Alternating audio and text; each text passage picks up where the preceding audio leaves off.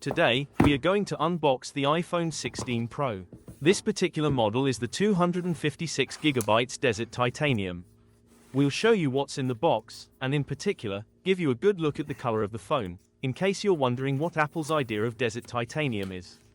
Peeling off the protective cover, we turn the phone around so you can get a good look at it.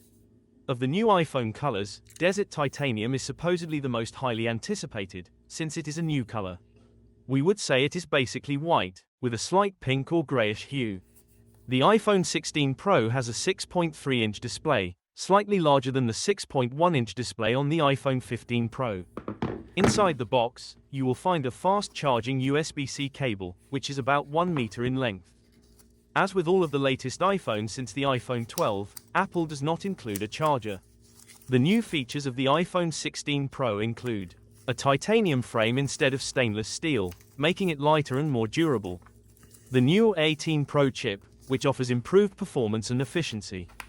And camera improvements, such as a larger ultra-wide camera sensor, which should result in better low-light performance and image quality, a faster shutter speed, which can help capture sharper images of moving subjects, and a tetraprism telephoto lens, allowing for 5x optical zoom. Outside of the USB-C cable, there is not much else included.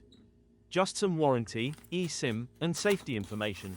Let's go ahead and turn this iPhone on, to see what the screen looks like. As discussed, the iPhone 16 Pro boasts a sleek titanium design, larger display, and powerful A18 Pro chip. It excels with an improved camera system, featuring a larger ultra-wide sensor and enhanced telephoto lens.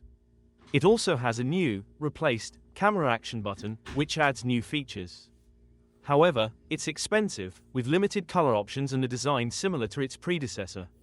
Overall, if you have an iPhone 14 or below, we would recommend the upgrade. Thanks for watching. Please like, follow, and subscribe.